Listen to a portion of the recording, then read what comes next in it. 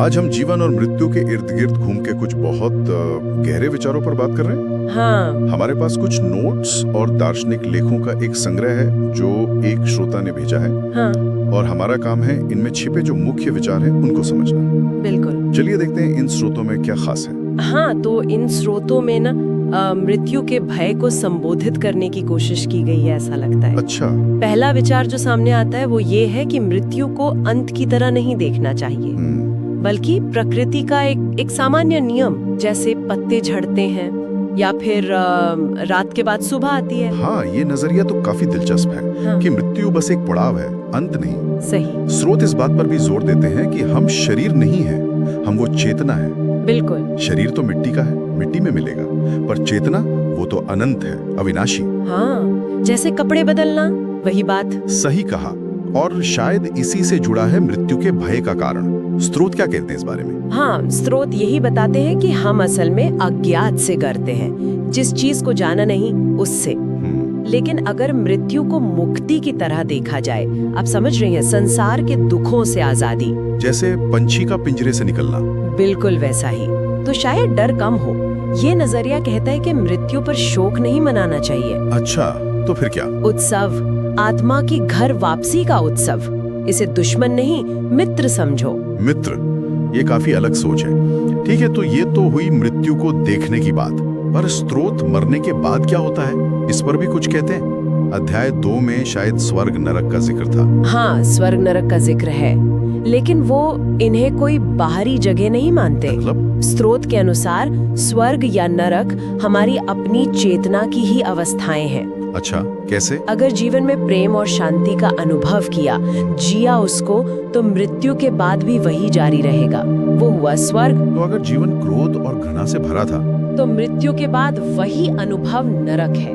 मतलब हमारे जो मानसिक गुण है वो हमारे साथ रहते हैं। ये तो वाकई बहुत अलग सोच है। अच्छा, और अध्याय 4 में अहंकार यानी मैं की बात की गई थी।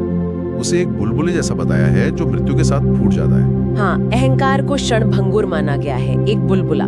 लेकिन स्रोत कहते हैं कि हम इस मैं से कहीं ज्यादा हैं। कहीं ज्यादा? क्या मतलब? हम वो अनंत चेतना है। तो अहंकार का मिटना असल में एक बोझ से मुक्ति है।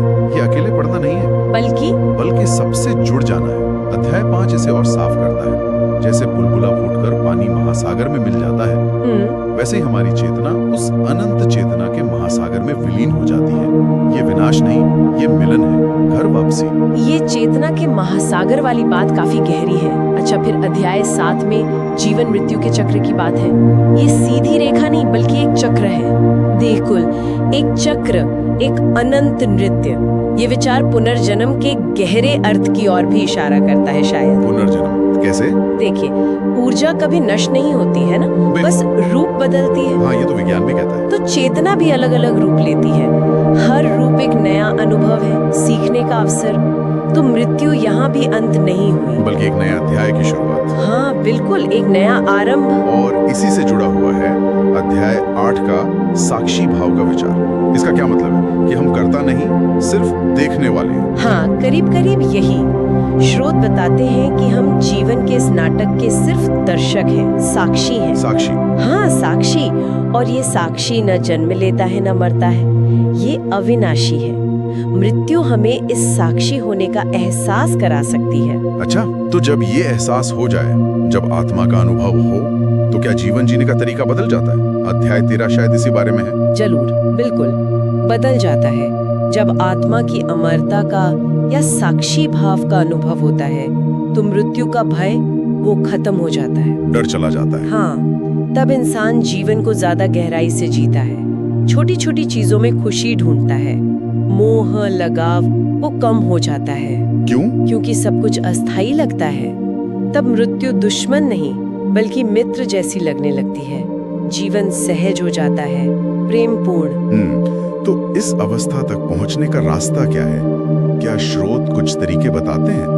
अध्याय 18 और 19 में शायद कुछ था। हाँ, कुछ अभ्यास सुझाए गए हैं, जैसे जागरूकता बनाए रखना, यानी साक्षी भाव में रहना, ध्यान करना, मतलब मौन में बैठना, वर्तमान में जीना। हाँ, वर्तमान में जीना, अनासक्ति यानी चीजों और रिश्तों से जो अत्यधिक लगाव होता है उसे कम करना, और प्रेम और करुणा। हाँ, प्रेम और करुणा का भाव रखना, ये अभ्यास धीरे धीरे उस डर को कम करते हैं, मिटाते हैं। और अंत में अध्याय 26 एक बहुत ही, मुझे लगता है, व्यावहारिक बात कहता है कि मृत्यु की सबसे अच्छी तैयारी है जीवन को पूरी तरह से जीना। सही कहा, बिल्कुल। जब हम खुलकर जीते हैं, हंसते हैं, रोते हैं, प्रेम करते हैं और जीवन में कोई अधूरापन या पछतावा नहीं छोड़ते, तो एक संतुष्टि का भाव रहता है।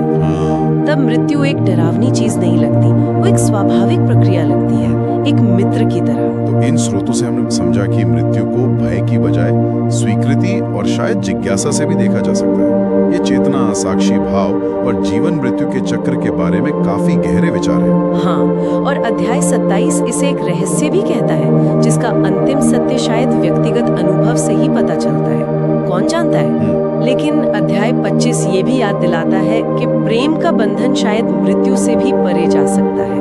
सच्चा प्रेम, ये सोचना वाकई सुकून देता है। जीवन और मृत्यु का ये नृत्य, जैसा अध्याय 24 में कहा गया है, शायद ये डरने के लिए नहीं है, शायद आनंद लेने के लिए है। हाँ, तो सोचने वाली बात शायद ये है कि अगर हम जीवन के प्रवाह के साथ बस बहें, तो क्या मृत्यु सिर्फ उस अनंत यात्रा का एक और मोड़ है? एक ऐसा मोड़ जहाँ शायद जीवन मृत्यु के सारे भेद मिट जाते हैं, उस परम मुक्ति की ओर एक कदम।